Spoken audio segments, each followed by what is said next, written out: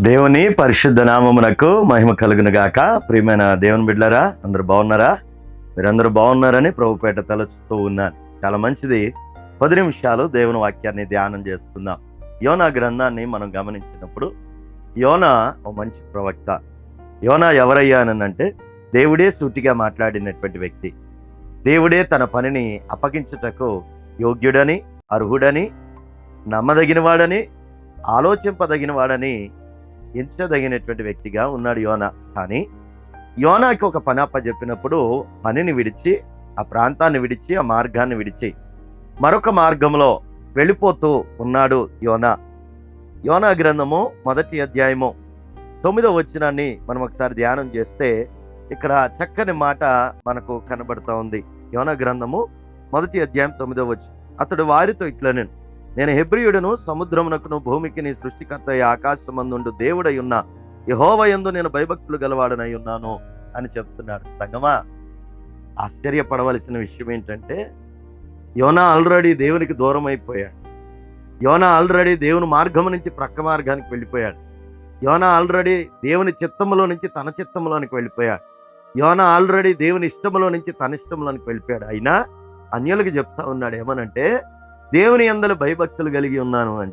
అంటే భక్తి గలవాడను నేను అంటున్నాడు. ఎప్పుడూ తప్పిపోయిన తర్వాత. ఈరోజు చాలా మంది విశ్వాసుల పరిస్థితులు ఇవే.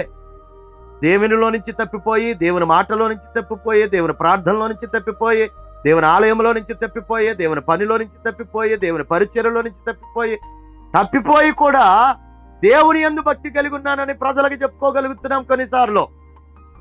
గమనిద్దాం ప్రియమైన దేవుని బిడ్డలారా, నిజమైన భక్తి నీకుంటే దేవుడు చెప్పింది చెయ్యాలి కదా. నిజమైన భక్తి మనకుంటే దేవుని ఆలోచన చొప్పున జరిగించాలి కదా. నిజమైన భక్తే కనుక మనకుంటే దేవుని ఇష్ట ప్రకారంగా మనం నడవాలి కదా. ఇవి విడిచిపెట్టి అయినను భక్తి కలిగి ఉన్నామని మనుషుల చేత చెప్పించబడుతూ మనము చెప్పుకుంటున్నామేమో. ఒకసారి ఆలోచన చేద్దాం. యోనా దేవునికి దూరం అయిపోయి కూడా దేవుని యందలి భక్తి కలిగి ఉన్నానని చెప్పుకుంటున్నాడు. నిజమేనా అంటారు? అది కాదు కదా.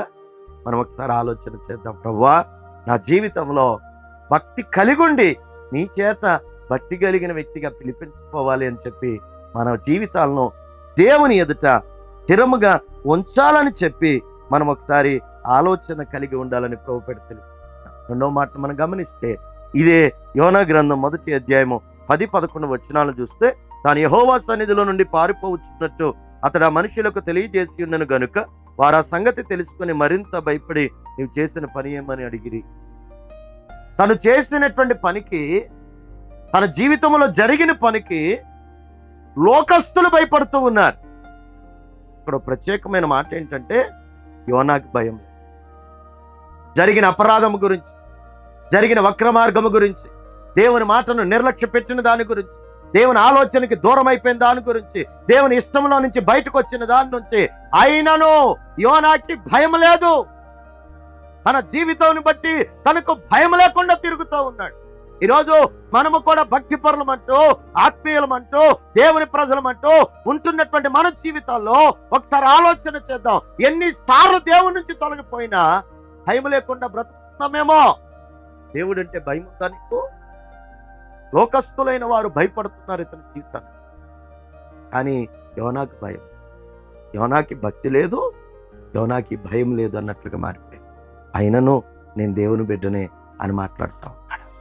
అయినను నేను దేవుని యందలి భయం ఉంది, భక్తి ఉంది అనుకుంటున్నాడు. కానీ ఆల్రెడీ దూరం అయిపోయాడన్న విషయాన్ని గమనించలేకపోతుంది. ఇదే 11-12 వచనాలు మనం చూస్తే 1వ అధ్యాయంలో, అప్పుడు వారు సముద్రం పొంగుచున్నది, తుఫాను అధికమవుతున్నది, సముద్రం మా మీదకి రాకుండా నిమ్మలించినట్లు మేము నీకేం చెయ్యాలని అతన్ని అడుగగా, యోనా, నన్ను బట్టి ఈ గొప్ప తుఫాను మీ మీదకి వచ్చినని నాకు తెలిసి ఉన్నది, నన్ను ఎత్తి సముద్రంలో పడవేయడి. ఒకసారి ఆలోచన. భక్తి లేదు, భయం లేదు యోనా. మూడోది, తప్పు జరిగిందని తెలుసు, అపరాధం జరిగిందని తెలుసు, పాపం జరిగిందని తెలుసు, దేవునికి దూరం అయిపోయాడని తెలుసు. పశ్చాత్తాపడి ప్రభువా నన్ను క్షమించని అడగాల్సినటువంటి యోనా సముద్రంలో పడేయండి. అర్థం ఏంటో తెలుసా? చచ్చిపోయినా పర్వాలేదు కానీ పశ్చాత్తాపడ్డాను. వాక్యం ఇచ్చిన ప్రియమైన దేవుని బిడ్డ, జరిగినటువంటి పాపము, శాపము, అపరాధాలు, అహంకారాల్లో మన జీవితాన్ని నాశన కోపంలోనికి నడిపించుకోకుండా ప్రభువా నన్ను క్షమించని అడిగితే క్షమాపణ ఇవ్వగలిగిన దేవుడు నీతో మాట్లాడతాడు. యోనా క్షమాపణ అడగలేదు, చచ్చిపోవడానికి సిద్ధమయ్యాడు.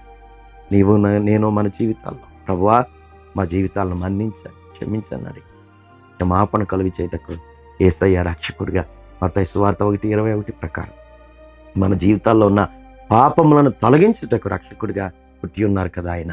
ఎప్పటికైనా యోనా వలే కాక, యోనా జీవితంలో భక్తి కలిగి ఉన్నాను అనుకుంటున్నాడు, కానీ భక్తిని కోల్పోయాడు. భయం కలిగి ఉన్నాడు, దేవుని బట్టి అనుకుంటున్నాడు, భయం కోల్పోయాడు.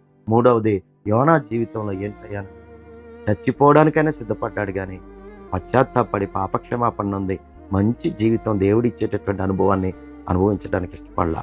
నీవైనా నేనైనా ఒకసారి ఆలోచించి, అయ్యా యోనా జీవితంలో నీకు దూరం అయిపోయి, భారం అయిపోయి, ఎడబాటైపోయి, అయినను భక్తి కలిగి ఉన్నాను, అయినను భయం కలిగి ఉన్నానని నిర్లక్ష్య వైఖరితో తన జీవితం కలిగి ఉన్నాడు.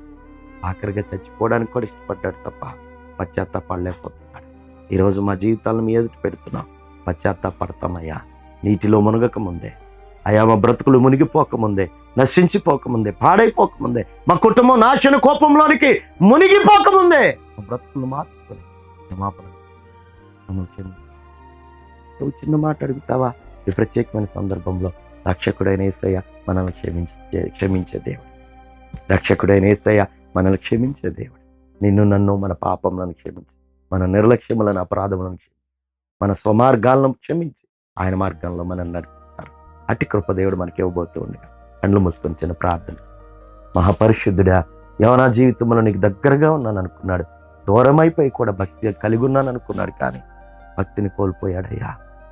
యోనా జీవితంలో తను చేసినటువంటి అనుభవాలు, తన బ్రతుకులో తను చేసినటువంటి పనులకు లోకస్తులైనటువంటి వారు, ఎవరో తెలియని దేవుడంటే తెలియనటువంటి వారు కూడా భయపడుతున్నారయ్యా. తనకు భయం అబ్బా.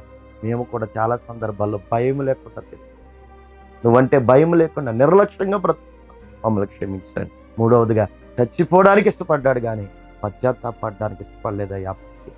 ఈరోజు మేము కూడా మా జీవితాలను మీ చేతిలో పెడుతున్నాం.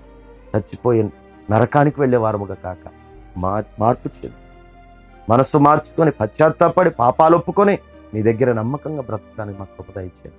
వాక్యం విన్నటువంటి బిడ్డల జీవితాల్లో ఈరోజు ఏ బాధలో ఉన్నారో తెలియదు, ఎక్కడ తప్పిపోయారో తెలియదు, ఎక్కడ భక్తిని కోల్పోయారు, ఎక్కడ భయమును కోల్పోయారు, ఎక్కడ మరణానికి చేరువయ్యారు, అవన్నీ విడి రక్షకుడా మీ సన్నిధిలో మమ్మల్ని ఆనందించి బ్రతికించుకొని నడిపి మహిమ చెల్లిస్తూ యేసు నామమున అడుగుతున్నాం. ఆమేన్.